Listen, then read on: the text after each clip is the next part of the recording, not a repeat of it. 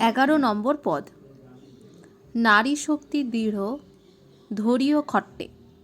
এই পদটি পটমঞ্জরি রাগে রচিত।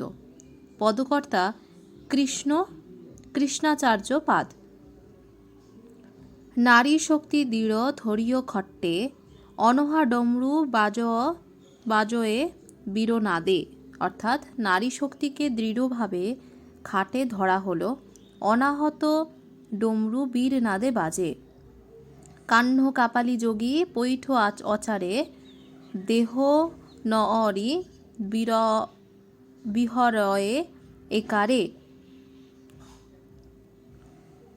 কাপালিক যোগী কাহ্ন যোগাচারে প্রবিষ্ট হয়ে দেহ নগরীতে একাকারে বিহার করছেন। আলিকালি ঘণ্টা নেউর চরণে, রবি শশী কুণ্ডল কেউ আভরণে। আলি কালিকে চরণের ঘণ্টা নূপুর এবং রবি শশীকে কুণ্ডলাভরণ করা হল। রাগ দেশ মোহ লাইয় ছাড়, পরম মুখ লবয়ে মুক্তিহার। রাগ দেশ মোহকে দগ্ধ করে তার ক্ষার লেপন করা হল, পরম মোক্ষ মুক্তাহার পরা হল। মারিয় শাশু ননদ ঘরে শালী, মাও মারিয় কাহ্ন ভৈয় কবালি। ঘরে শাশুড়ি ননদ ও শালীকে মারা হলো, মাকে মেরে কাহ্ন কাপালিক হলো।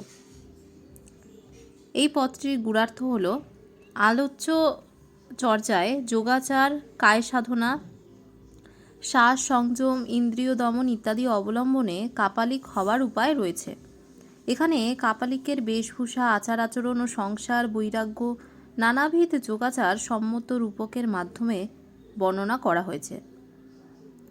32 নারীর মধ্যে প্রধান স্থানীয়া বীরমানন্দা রূপা শক্তিময়ী অবধূতি নারীকে মণিমূলে ধারণ করে মস্তক স্থিত প্রভাস্বর শূন্যতার দিকে চালনা করা হয়েছে। ডমরুতে শূন্যতারূপ সিংহনাদ বাদিত হচ্ছে। এই অবস্থায় কাহ্ন যোগাচারে প্রবিষ্ট হয়ে ক্লেশাদি ধ্বংস করেছেন এবং দেহ নগরীকে অধিকার করে অদ্বয়ভাবে বিরাজ করছেন। এই কায় সাধনায় তিনি আলি কালি বা লোকজ্ঞান ও লোকাভাস এবং রবি শশী গ্রাহক ভাবকে পরিশুদ্ধ করে যথাক্রমে চরণের ঘণ্টা নূপুর ও কর্ণের কুণ্ডল করেছেন। এছাড়া মহাসুখরূপ বহ্নিতে রাগ দেশ মোহকে দগ্ধ করে তাদের ভস্মাবশেষ অঙ্গে লিপ্ত করেছেন। তিনি শ্বাসরোধ করে নবনব আনন্দদায়ক ইন্দ্রিয় সমূহকে নিঃস্বভাবীকৃত করেছেন এবং প্রজ্ঞা ও উপায়ের অভিন্ন মিলনে মায়ারূপ অবিদ্যাকে ধ্বংস করে কাপালিক অর্থাৎ মহাসুখ পালনের উপযোগী হয়েছেন। 12 নম্বর পদ। রাগ হচ্ছে ভৈরবী। পদটির রচয়িতা হচ্ছে কৃষ্ণপাদানাম। করুণা বিহারী খেলহু নয়বল, সদ্গুরু বহে জিতেল ভববল। বলছে করুণাকে পিড়ি করে 9 বল খেলছি, সদ্গুরুর বোধে ভববল জেতা হলো। ফিট্টউ দুয়া মাদেশিরে ঠাকুর, উয়ারি উয়েসে কাহ্ন নিয়র জিন উর। বলছে যে উপকারিকের উপদেশে দুয়াকে সরানো হলো, ওরে ঠাকুরকে মাত করেছিস। গবরে তলিয়া 5 জনা ঘালিউ, মতিয়ে ঠাকুরক পরিনিবিত্তা। বলছে যে কাহ্নের নিকটে জিনপুর প্রথমে তুরে বরেকে মারা হলো। অবশ করিয়া ভববল জিতা, ভনই কাহ্ন আমোহে ভাল দান দেহ, 64 কোঠা গুনিয়া লেলু। গজবর দিয়ে তুলে 5 জনকে ঘায়েল করা হলো, মন্ত্রীর দ্বারা ঠাকুরকে পরিনিবৃত করা হলো। অবশ্য করে ভববল জেতা হলো। কাহ্ন বলে আমি ভালো দান দিই, 64 ঘর গুনে নি।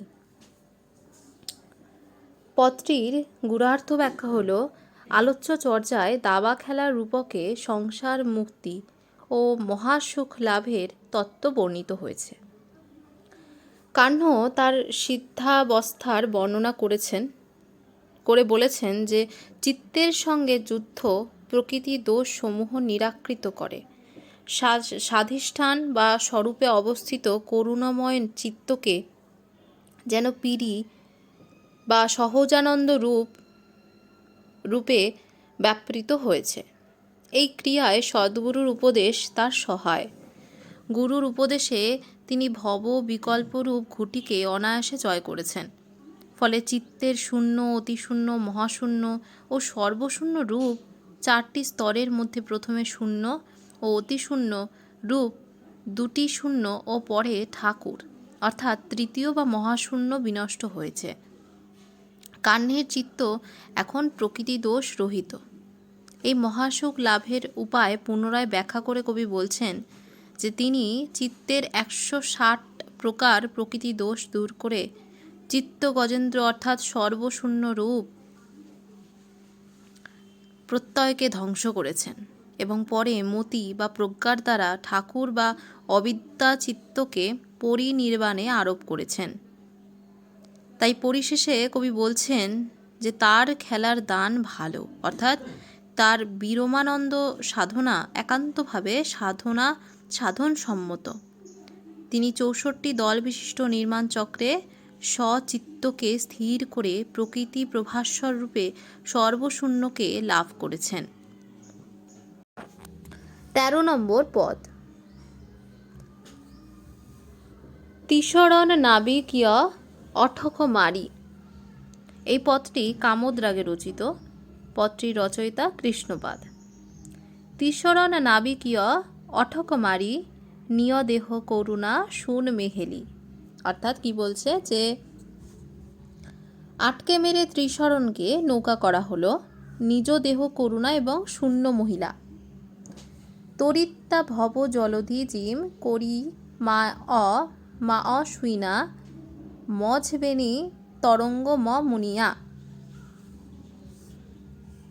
মায়া স্বপ্নের মতো এই ভব জলধি ঢেউয়ের দোলা অনুভব করলাম। পঞ্চ তথাগত কিয় কেরুয়াল বাহ কানহেল মায়াজাল। কি বলছে যে পঞ্চ তথাগতকে দাঁড় করানো হলো, কাহ্ন কায়বে মায়াজাল পার হলেন। গন্ধ পরশ রস জৈষ তৈষ নিংদ বিহুনে শুইনা জৈষ। মানে গন্ধ স্পর্শ রস যেমন তেমনই নিদ্রা বিনা স্বপ্ন যেমন চিত্ত কর্ণধার শূন্যতা মাঙ্গে চলিল কাহ্ন মহাসুখ সাঙ্গে। মানে কাহ্ন চললেন মহাসুখ সঙ্গমে। এর গুড়ার্থে কি বলছে যে বলা হয়েছে যে বর্তমান চর্চায় নৌযাত্রার রূপকে মহাসুখ সন্ধানের কথা বলা হয়েছে। কায় বাক চিত্ত ত্রিশরণ যেখানে লীন হয়, সেই মহাসুখ কায়কে নৌকা করায় নিজ দেহেই শূন্যতা ও করুণার অভেদ মিলন ঘটেছে। নিজের দেহেই শূন্যতা ও করুণার এই যুগ্ম রূপ দর্শন করে 8 প্রকার অনুভূতি হচ্ছে। স্কন্ধধাতু আয়তন ও পঞ্চেন্দ্রিয় ঘটিত অষ্টবিধ বিকল্পাত্মক জ্ঞান বিনাশ করে কায় বাক চিত্তের দ্বারা মহাসুখ কায় রূপ নৌকা নির্মাণ করা হয়েছে। এই অবস্থায় সাধক নিজের দেহেই করুণা ও শূন্যতার যুগ্ম নদ রূপ লাভ করেছেন। কাহ্ন নিজেরই উদ্দেশ্যে বলছেন তার পঞ্চ তথাগতত্বক দেহকে বৈঠা করে, অর্থাৎ দেহের পঞ্চ স্থানে পঞ্চ তথাগতের প্রতিষ্ঠার দ্বারা দেহকে শুদ্ধ করে মহাসুখকায় রূপে নৌকার সাহায্যে অতিক্রম করতে হবে। তাই চিত্তকে কর্ণধার করে কায় নৌকাকে শূন্যতা মার্গে চালনা করে কাহ্ন মহাসুখ সঙ্গমের উদ্দেশ্যে যাত্রা করেছেন।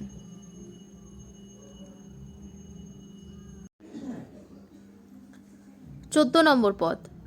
গঙ্গা যৌনা মাঝেরে বহই নাই। এই পদটি ধানসি রাগে রচিত এবং পদকর্তা ডম্বিপাদ। গঙ্গা যৌনা মাঝরে বহই নাই, তহি চড়িলি মাতঙ্গী পইয়া লীলে পার করে। বাহতু ডম্বি বাহল ডম্বি বাটত ভইল উছাড়া, সদ্গুরু পায়ে পয়ে যাইব পুনু জিন উড়া।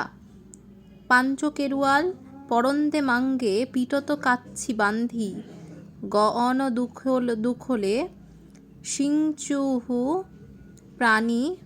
পানি ন পৈশৈ সান্ধি। চন্দ্র সূর্য দুই চাকা সিঠি সংহার পুলিংদা, বাম দাহিন দুই মাগ ন রেবই বাহুতু ছন্দা।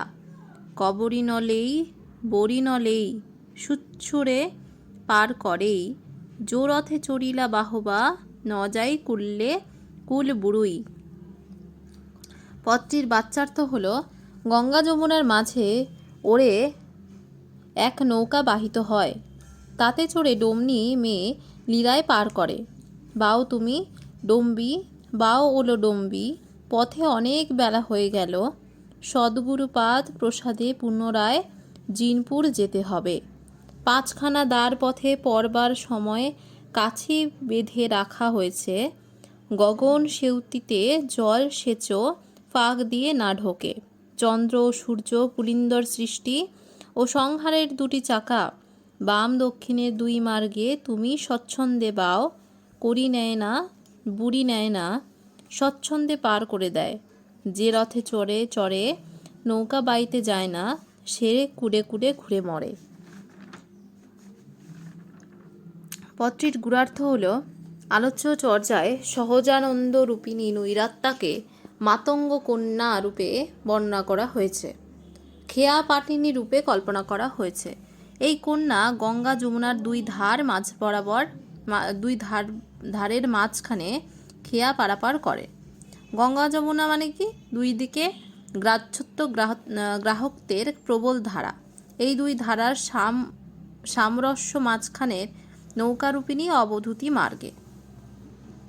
কবি নিজের উদ্দেশ্যে বলছেন যে তার ওই মধ্যস্থিত মার্গে শীঘ্র অগ্রসর হওয়া দরকার, পথে বিলীন করলে চলবে না, অর্থাৎ গ্রাহ্যত্ব বা গ্রাহকত্ব নিয়ে ব্যাপৃত থাকলে তার চলবে না। এই নৌকার মাস্তুলে 2টি চাকা আছে। এই চাকা দুটির একটি প্রজ্ঞা আর অপরটি করুণা অর্থাৎ উপায়। মাস্তুলরূপী অদ্বয় জ্ঞান চক্ররূপী দ্বৈতজ্ঞানের মাঝখানে সামরস্য রূপে বিরাজ করে। তাই এই লিঙ্গ পুং বা স্ত্রী কোনোটিই নয়, নপুংসক। গ্রাহ্য গ্রাহককে 2 ধারার মাঝখানে যে নৈরাত্যা নৌ চালনা করে, সে করি বুড়ি কিছুই নেয় না, অর্থাৎ দ্বৈত জ্ঞানের মাঝখানের বিরমানন্দ মার্গে যে অদ্বয় জ্ঞান সাধকের অন্বিষ্ট, তার জন্য যোগীকে পাণ্ডিত্যরূপ বহুমূল্য দিতে হয় না। এই পথ হচ্ছে সহজের পথ। 15 নম্বর পদ সম্বেয়ন সরৌ বিয়ারেতে অলকখ লক্ষক্ষণ ন যায়। এই পদটি রামক্রী রাগে রচিত। পদটির রচয়িতা শান্তিপাদানাম। যে উজু বাটে গেলা, অনাবাটা ভইলা সই, কুলে কুল মা হই রে মুঢ়া, উজুবাট সংসারা।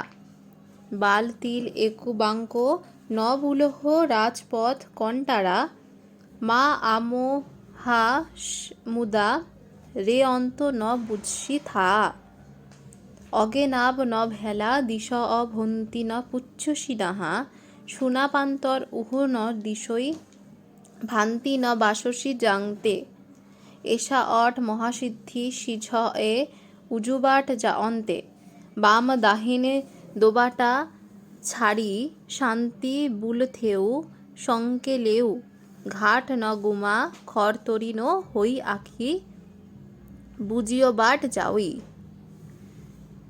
পথটির বাচ্চার্থ হল সংবেদনের স্বরূপ বিচার দ্বারা অলক্ষ্যকে লক্ষ্য করা যায় না। যে যে সোজা পথে গেল সেই আর ফিরল না। রে মূঢ়, কুলে কুলে বিচরণ করো না, সোজা পথই প্রশস্ত পথ। হে যোগী, তিলমাত্র বাক নেই, ভুলো না, রাজপথই রাজার নিবাসস্থল। ওরে মায়ামোহ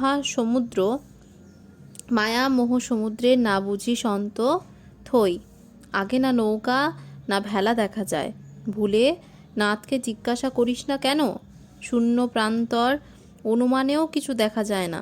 যেতে যেতে ভুল করো না, এই সোজা পথে গেলে অষ্টমহাসিদ্ধি সিদ্ধ হয়। বাম ডান দুই পথ ছেড়ে শান্তিপাত কেলি করতে করতে চলেছেন। ঘাট নেই, গুল্ম খড় তৃণ নেই, চোখ বুজে পথ চলা যায়। পথটির গূঢ়ার্থ হল, আলোচ্য চর্চায় সহজ মার্গে সহজ সাধনার কথা বলা হয়েছে।